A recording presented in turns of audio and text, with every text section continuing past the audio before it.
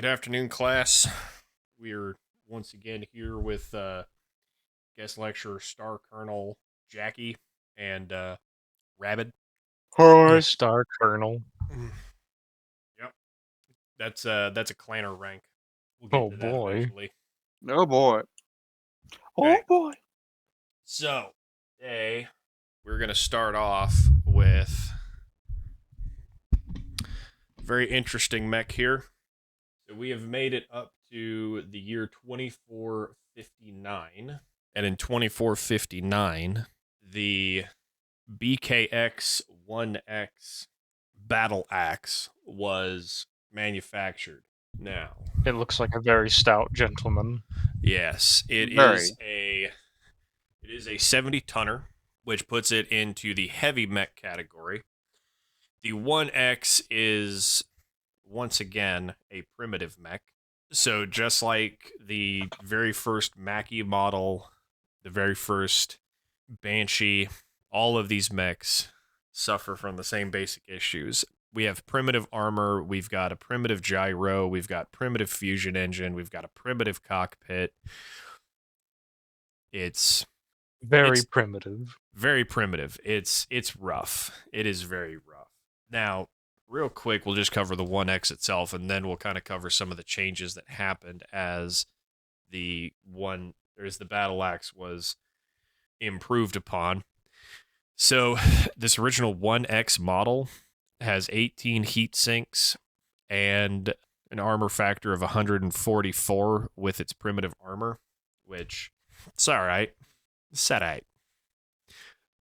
It is classed as a juggernaut for combat role purposes and has a pair of large lasers, two LRM-5s, and an SRM-6 in the arms and the torsos. Now, to borrow from Professor Tex, it also has a machine gun in the center torso and an anti-pigeon gun in the head. What's an anti-pigeon gun? So the issue, you run into this quite a bit. Machine guns and small lasers, as a general thing, don't do a lot of damage against mechs or vehicles. They typically will do a little bit more against vehicles because it's not like these are infantry machine guns. These are not things that have to be carried by a person. These are your heavier machine guns, so they are going to do quite a bit of damage to a vehicle. But most of those weapons are not really that effective. They're really only useful against infantry. And so Tex made a quip during one of his early Clanner mech videos where instead of calling it a small laser mounted in the head of I think it was the Timberwolf, the Mad Cat, he called it an anti-pigeon laser. Because it's so small. Yeah. It's just one of those jokes. So for all intents and purposes, all of these smaller weapon systems that don't do a lot of damage and don't generate a ton of heat are anti-infantry, but we're here for big stompy robots. So Infantry another time. Yeah. Power armor infantry.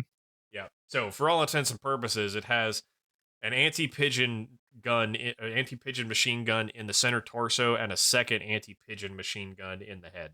This loadout's not terrible, in all honesty. The pair of large lasers are going to generate 16 heat, so walking the mech around or running is not going to generate enough heat to cause the mech to overheat. Adding the LRM-5s into the mix, I'd recommend only going into the LRM-5s after the large lasers have punched a hole in something's armor. That will get you to start overheating, but you can very easily just start flip-flopping between, oh, the large lasers punched a hole? Okay. Just the LRM-5s. Okay. Back to the large lasers to punch a hole in something else. All right, LRM-5s. Whenever I play shit on the tabletop, whenever I end up playing Battletech, I just usually end up overcooking my mechs And damned be the consequences. This is fair. So there are other lecturers that will tell you differently than me. There are quite a few that will basically tell you that if your mech isn't producing more heat than the heat sinks can cool off, then your mech is undergunned. I disagree, but that's because of my particular proclivities when it comes to the mechs that I am and am not willing to run. I personally prefer my mechs to run cool because it helps prevent issues. But Howard. yeah. You can say that all you want. It doesn't affect me at all. This mech Let's is not cook an urban. Yeah. This particular mech is not bad. It does suffer from some of the issues we've seen in the past. But considering the time period that this mech was produced in, it's not terrible. After the mech was originally produced, it took about 15 years, and the manufacturers at Kernar Battle Mechs, Hessen Industrial Works, and New Hessen Work Mechs were able to increase the speed and the mass of the cockpit, and the armor actually got reduced. Now, this still did not improve things a ton. So by 2460, the battle mechs or the battle axe's maneuverability was questionable. Little bit understandable. Most of the mechs we've seen, I think the Banshee so far has been the fastest mech that we have seen, and it had major issues with its armor and weapon loadout, which led to it not being considered a great mech. But the WSP-1 Wasp gets introduced after this. We'll be covering that in another lecture. And the big thing with the Wasp is that it introduced jump jets. This is one of the big claims that the big claim to fame the Wasp has. The Wasp was the first one with jump jets. Yes, I think it was. I forget. We've covered a couple of mechs. We've covered at least one other mech with jump jets before, but for all intents and purposes, yes, the Wasp was the first one to implement jump jets to increase the mech's maneuverability. Now, the BattleAxe also was given jump jets as it moved out of the 1X model purely for the experimentation. These early jump jets had some problems. The mech pilots had to undergo special training for the jump jets and specifically the landing process because a lot of pilots died when the jump jets were added in. So, because they just got shook around and shit. yeah. So the issue that jump jets have is that the takeoff is okay because the mech just goes up. It's when the mech comes down that you have to land the mech correctly because otherwise the mech will run the risk of falling over. And obviously, if the mech falls over, you're liable to have your pilot injured or outright killed, as well as the mech being damaged or destroyed. So be very careful with your jump jets. Make sure your pilots actually know how to use them. Yeah, put some clan or pilots in there. They'll know how to use it. Now, the BattleAxe doesn't have a lot of variants. This is due to a couple of things. The jump jets are not part of this. The big thing is the overheating problems that the BattleAxe has, as well as the later introduction of another mech we will cover in the future, the Hammer Hands. The hammer hands. Yep. The BattleAxe was not completely defunct because a mech is still a mech. But by the time we get to the actual Second Succession War, with other mechs being introduced and better technology, the BattleAxe is completely removed by the end of the Second Succession War. We will see one particular model that comes up post Blakist era, but other than that, it doesn't really stick around too far. Oh, it's a shame. Yep. So Very there's no much. modern variants of it? No, not really. I'll show you here in just a second. But the other big interesting thing about the Battle Axe is who made it, who designed it. This is not a Terran Hegemony mech. This is the first mech designed by someone other than House Cameron. This is a Federated Suns mech. The Federated Sons they're like a company, or they're just like another family. Yeah, the Federated Suns are one of the 5 successor states. So, like we covered in our BattleTech 101 intro, you have the Terran Hegemony controlled by House Cameron, and you have the Federated Suns controlled by House Davian. All right. So, the Federated at this point in time, the Federated Suns don't have quite the motif that they will develop later on, but for all intents and purposes, the Federated Suns are the Franco-Anglo knight nobility house for all intents and purposes. Let me show you. So the Federated Sons are these guys. Okay. They are the sun with the sword symbol. You will see quite a bit of stuff from them moving forward. This particular paint scheme, the red, white, and the blue, this is their most recognizable. Chat is blocking the actual PNGs. Oh, Technical difficulties. there we go. Now everybody can see. Oh, I think I got that one on the bottom right. I will. I don't immediately recognize. Fuck, what's it called? Just move chat over there for today. Here you go. Here's a good formation of House Davian mechs. Sagittaire, that's what it's called. Not the Sagittaire. Okay.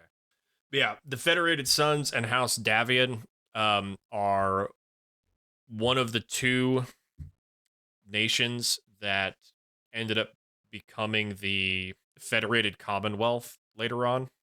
And this was the first mech that House Davian actually produced on their own. It doesn't sound like too bad of a start. No. You have to start somewhere for sure. And they progressed. They're going to progress from here pretty quick. So, just to remind everybody, the Mackie was first introduced in 2439. 20 years later, the BattleAxe is produced by someone other than House Cameron and the Terran Hegemony. That's how long this took. Now, approximately 15 over the next 15 years, we eventually dropped the BKX 1X for the BKX 7K.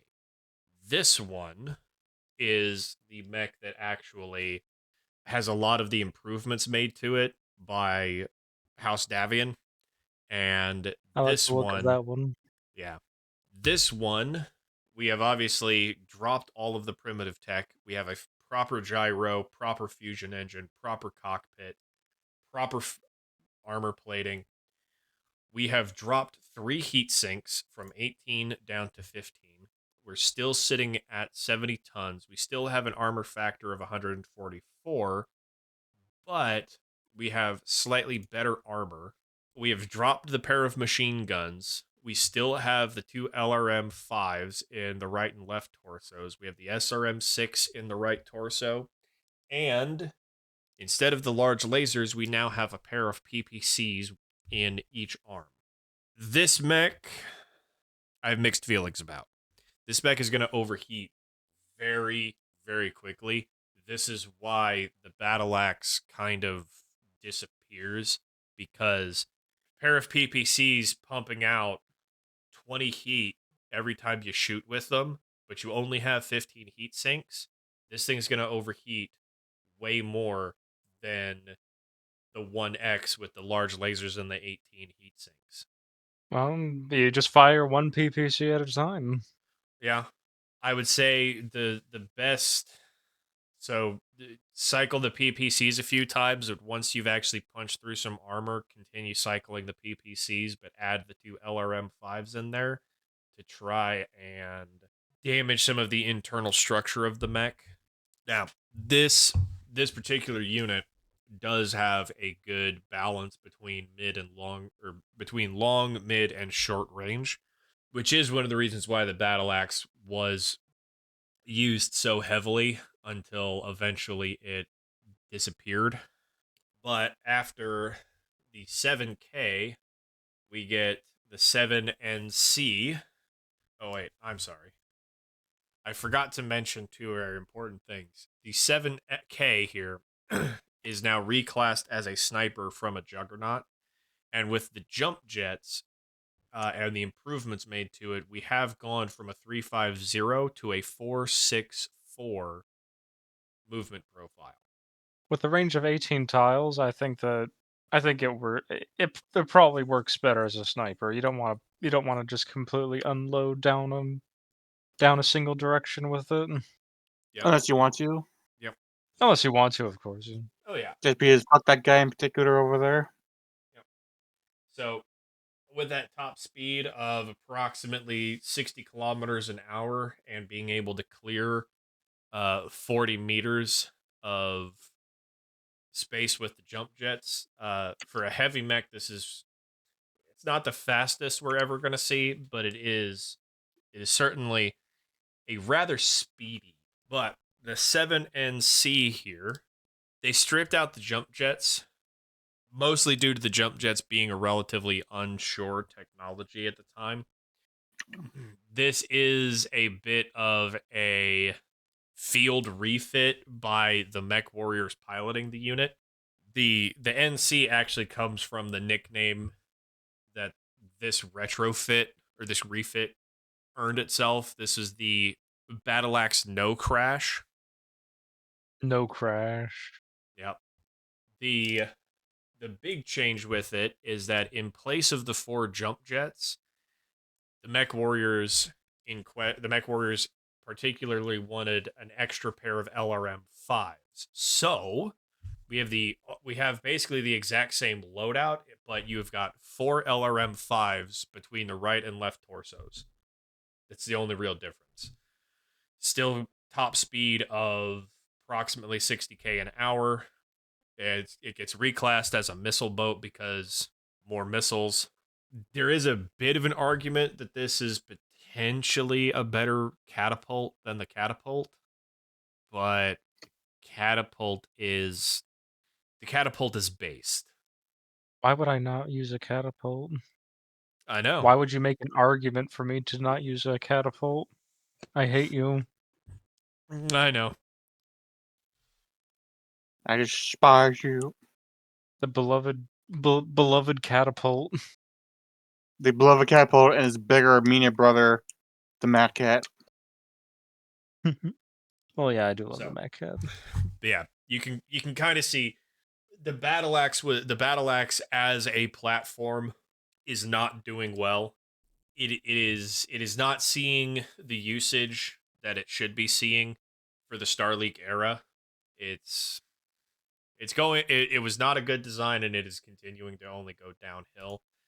Now, the 8D here comes around in the 3070s. This particular one, because it gets revisited by Achernar, and with some of the technology available in the 3070s, they swap out some of the components. So they upgrade the armor. So now we're looking at the light ferrofibrous. They've got access to case systems now. They threw a light fusion engine. They decided to swap out the PPCs for extended range medium lasers, and the missiles are swapped out for multi-missile launcher 7s. They also put in double heat sinks, and a C3 slave unit. So still only 15 heat sinks, but you're now looking at 30 cooling capacity. Now you could actually use the two PPCs. The A lot most, more safer, I imagine. yeah. The three multi-missile launcher sevens are good all-arounders because you now have essentially 7 long-range missiles or 7 short-range missiles that you can fire off. But this is the model where I would say the PPCs actually have a place because with the pair of PPCs pumping out 20 heat while firing and the multi missile launcher sevens producing 4 heat each shot, that's only going to be 32 heat. So compared to the 7K, no, sorry, compared to the 1X with its 18 singles, you're still going to be pumping out about the same overheating, but they swap out for. Oh, I'm sorry, I read that wrong. It's a pair of extended range medium lasers for a grand total of 4 across both arms. So you're looking at 32. This unit is pumping out 32 heat with 30 cooling capacity. So still slightly overheating, which most pilots are going to tell you is fine. And the multi missile launchers are very utilitarian. You do also see the reintroduction of the jump jets, so we are back to that 464 movement profile, and it now has more armor. It actually has an armor factor of 217 now. Is it still a sniper? No, now it's a No, skirmisher. now it is a skirmisher, and All right. with the C3 slave unit in the head, you will see this thing able to be used as in its skirmisher role. You'll be able to see it hitting targets on its own and at the same time acting as a spotter for your dedicated missile boats, but also being able to use itself as a missile boat. So this is kind of the last hurrah of the BattleAxe. It's not a bad one. This particular model is not bad, but as we get into some of the mechs that were available to pilots at this time, too little, too late. Now, the last one here is a Republic of the Sphere Dark Age era retrofit. The Republic Institute of Strategic Combat recovered some mechs from New Hessen, and they used this particular chassis and built this particular model mostly as an experimental unit for the heat management systems that the Republic Institute of Strategic Combat was trying to produce. They took out the original PPCs and put in extended range PPCs. They then also tied PPC capacitors to those cannons. This does a couple of things. One, it does allow inner sphere PPCs to match their clan spec counterparts. However, it does make the PPCs prone to damage. They also swapped out the original missile launchers for clan spec models. They do reduce the heatsink capacity down to 13 double heat sinks. And to help this, they equipped a radical heatsink system and the heatsink override kit that we have touched on with one other mech. I forget which mech that was, but it was the Emperor. I'm sorry. The Emperor had a lot of these same systems. It's got a targeting computer. The targeting computer will help the PPCs, not the missile launchers. It has a viral jammer because by this point in time, electronic warfare was extremely prevalent on the battlefield. And they gave it an XL engine to help lighten up the load. It's It's an interesting mech. Every time the Republic of the Sphere, and specifically the Republic Institute of Strategic Combat, comes up, you will see just absolutely bonkers stuff get produced. So, Looks very respectable. yep, Very. very respectable. So the BattleAxe has the following design quirks. It is difficult to maintain all across the models. The 1X specifically has hard to pilot, prototype, and poor performance. Understandable, considering primitive mech. The RISC version has the difficult to maintain and non-standard parts. Stop hurting its feelings. No, I will not. The Republic of the Sphere deserves to have its feelings hurt. No, it's a good boy. It's tried its best. With all that being said, we will end the lecture here. With that, have a great rest of your day, and class dismissed. Goodbye, everyone. Goodbye. Goodbye.